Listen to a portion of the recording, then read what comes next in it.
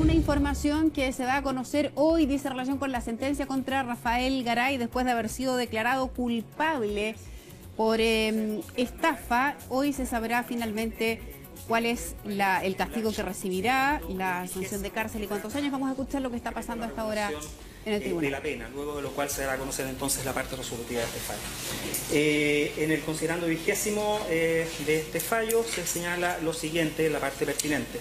Así las cosas, verificada la regla concreta de acumulación jurídica aplicable al caso en cuestión, corresponde determinar la entidad del aumento punitivo descrito en la norma del artículo 351 del Código Procesal Penal, esto es verificar si se incrementa en 1 o 2 grados la base sancionatoria. En este punto, es dable sostener que la doctrina mayoritaria estima que el presente régimen de reiteración proyecta siempre un aumento obligatorio en 1 grado, siendo por tanto facultativa su extensión a 2 grados, más en esta última hipótesis, su fijación debe estar subordinada a un criterio objetivo, a saber, el número exacto de delitos cometidos. En efecto, como sostiene sobre este punto el profesor Besio Hernández, abro comillas, para que exista reiteración de delitos se requiere de una pluralidad de ellos y toda vez que el mínimo incremento es 1 grado, la sola concurrencia de 2 delitos ya determina el aumento obligatorio de 1 grado. En consecuencia, la facultad judicial de incremento de 2 grados se genera solo a partir de la existencia del tercer delito, cierro comillas. En el mismo sentido, siguiendo el razonamiento del profesor antes citado, la cantidad de delitos cometidos se dirige como un factor objetivo de aumento hacia el extremo punitivo de la regla estudiada, 2 grados, en cuanto resulta proporcionado al desvalor propio de la realización de múltiples conductas acreditadas, que éstas tengan un correlato punitivo que sea mayor al que pueda atribuirse en aquellos casos en que solo se ha acreditado la existencia de 2 delitos, presupuesto que asienta el aumento de la penalidad en 1 solo grado. Sobre la base de esta constatación, surge como una inferencia lógica que la configuración de 29 delitos de la misma especie en la presente causa justifica plenamente ir más allá del incremento penal mínimo vinculado al presupuesto base de la reiteración.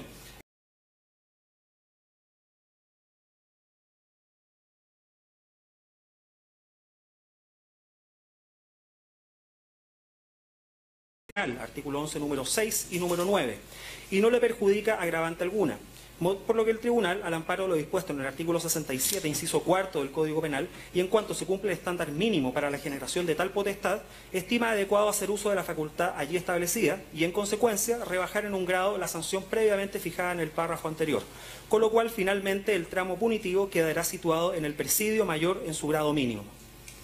Por último, en orden a fijar la cuantía exacta de la sanción privativa de libertad a imponer, el tribunal ha tenido en especial consideración una serie de factores relevantes para su establecimiento, al tenor de lo dispuesto en el artículo 69 del Código Penal. Por un lado, se ha tenido presente que las conductas acreditadas constituyen la primera aproximación del encausado a la comisión de ilícitos, no teniendo en su vía pretérita reproches de tal naturaleza. Se ha ponderado asimismo, como se expresó latamente en apartados precedentes, su actitud hacia el proceso, una vez que resultó aprehendido, que fue más bien colaborativa, entregando en su declaración judicial una versión altamente similar con aquellas que prestaron las víctimas en el juicio. Por otro lado, surgen como antecedentes cualitativamente de mayor importancia aquellos que se relacionan a una mayor extensión del mal causado por los delitos, que en este caso afectó a un número considerable de personas que hasta la fecha no han recuperado parte importante del patrimonio que les fue privado a través de las artificiosas maniobras del encausado, no pudiendo asimismo soslayarse los montos que resultaron comprometidos, tanto en el importe total, por una suma superior a los 1.354 millones de pesos, como en cada caso particular, en que alcanzaron importantes montos, en algunos casos resultantes de ahorros de muchos años de trabajo, como se estableció respecto de las familias Barril Troncoso, Núñez de la Fuente o La Braña Arrué, así como también eran producto de reservas destinadas a futuras pensiones de retiro, como fue el caso de Livio Martínez, o bien correspondían a indemnizaciones laborales que resultaban ser en ese momento la exclusiva vía de ingresos y subsistencia de los perjudicados, como resultó ser la situación de Sergio Urbina, Sergio Álvarez y Víctor Mellado. O finalmente, en otra reprochable actitud, se trataba de recursos que las víctimas conseguían a través de préstamos bancarios que después de consumado el perjuicio debieron seguir enfrentando como deudas personales, como fue relatado por los denunciantes Francisco Quirós y Amador Salinas. También surge como un factor importante en la extensión del daño causado la forma de comisión de los distintos delitos, caracterizada por la creación de una estructura sofisticada destinada a atraer la atención de la mayor cantidad de víctimas y mediante la utilización de artificios que no solo buscaron provocar el error y la disposición patrimonial, sino que, y ahí radica el mayor reproche, continuaron ejerciéndose por el acusado mucho tiempo después incluso de la disposición patrimonial y el consecuente perjuicio. Todo ello con la finalidad de mantenerlas cautivas a través de los años. Finalmente, no puede ser omitido en la ponderación del daño causado las circunstancias en que el encausado tramó toda una maquinaria de mentiras destinadas a facilitar su huida del país sin cumplir con las devoluciones de dinero que solo un par de meses antes había prometido. Ardides que sin duda lo colocaron en una situación ventajosa para disponer del tiempo que él libremente requiriera a fin de escapar del territorio nacional, una vez que los recursos pecuniarios defraudados ya habían sido casi en su totalidad gastados, agotando de esta forma los ilícitos cometidos y dejando a las víctimas en la imposibilidad práctica de obtener sus recursos de vuelta. Sin duda, las circunstancias atenuantes reconocidas en la presente causa tornan desproporcionado aplicar en este caso el tramo superior del grado punitivo fijado anteriormente. Pero asimismo, aquellos factores que han incidido en provocar una extensión mayor del daño causado surgen como un impedimento para imponer el tramo sancionador en su parte más baja.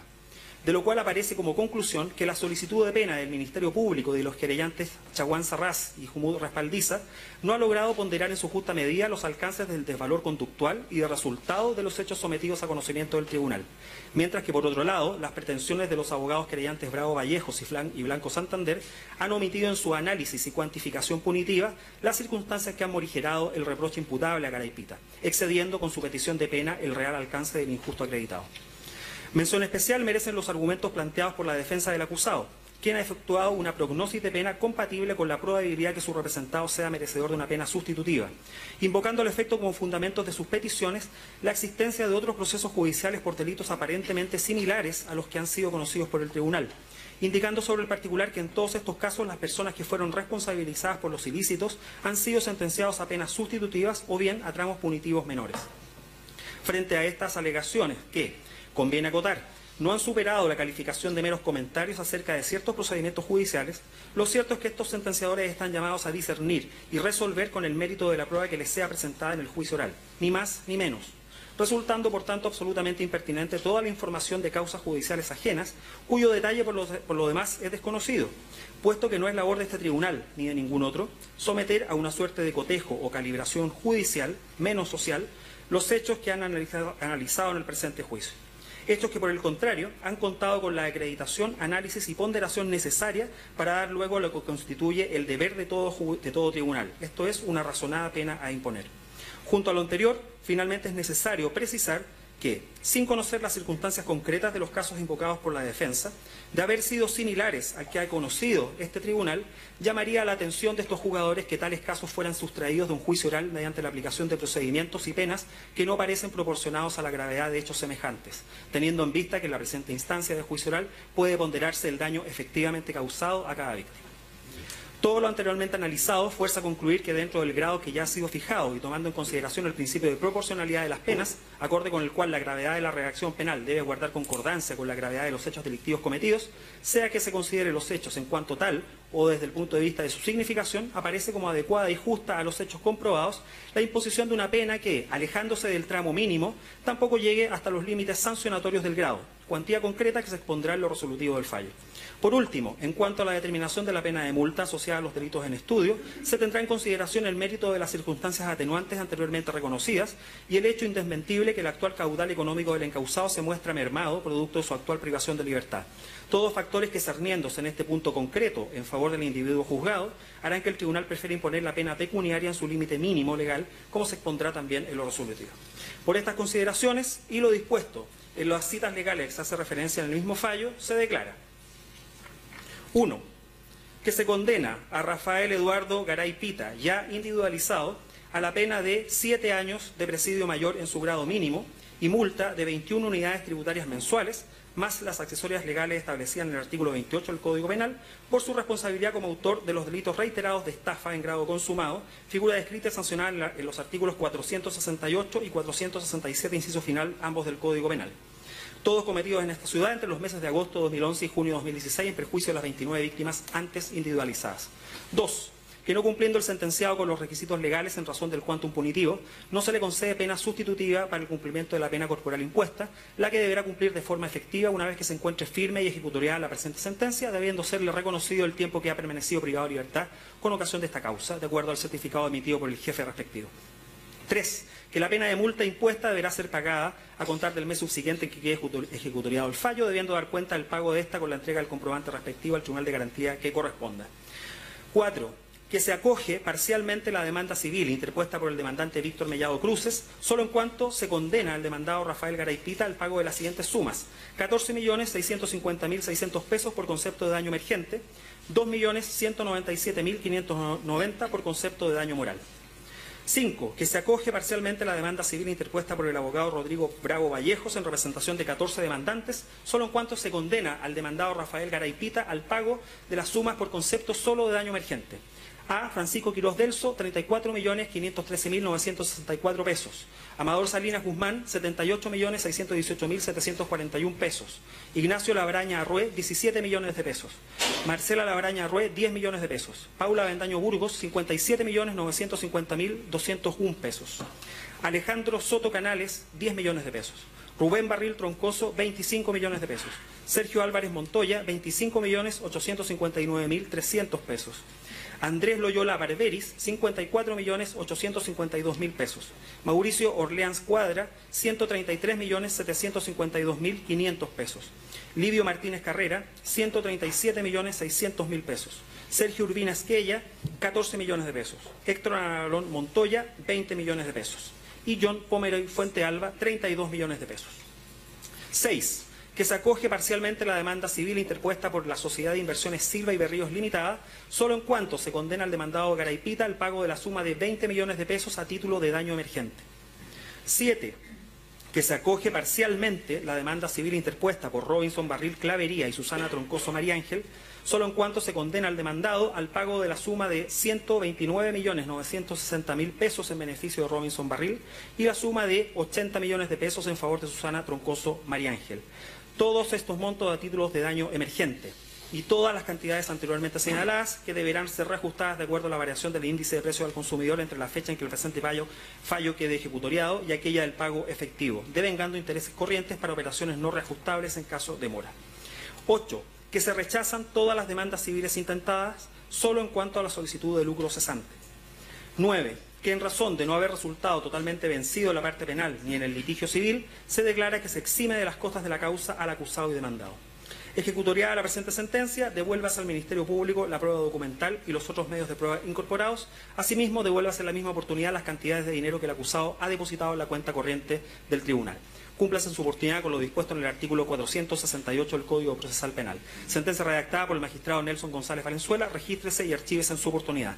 RUC 1600-890-902-8, RIT 325-2018. Sentencia pronunciada por la Sala de este segundo Tribunal Oral en lo Penal de Santiago, integrada por los jueces titulares don Raúl Díaz Manosalva, don Pablo Toledo González y don Nelson González Valenzuela.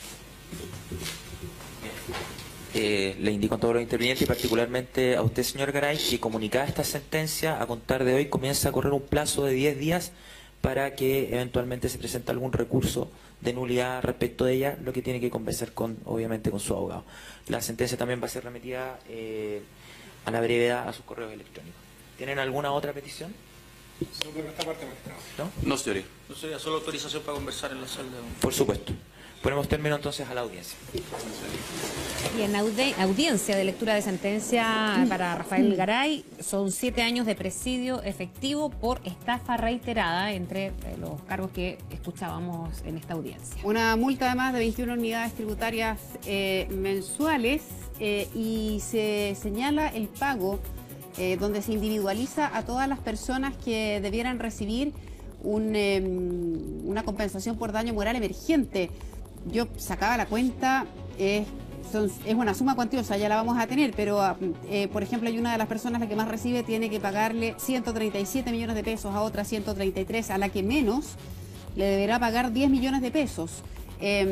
También el segundo tribunal ha establecido que no acogió ninguna de las demandas respecto de aquellas que insistían en el lucro cesante y acoge de manera parcial todas aquellas que estaban puestas como lo que decíamos recién, solicitando el daño moral emergente. 7 años, de hecho, el magistrado ahí lo que hace también es decir que hay una serie de atenuantes que están comprobadas, como por ejemplo la colaboración que presta al entregar su declaración a la justicia. Hay 10 días también para presentar un recurso de nulidad, escuchábamos ahí, son cerca de 135 millones de pesos los estafados por Garay, según se confirma, más lo que tú mencionabas, tendría que individualmente a cada una de las víctimas que son aquellas estafadas por Rafael Garay.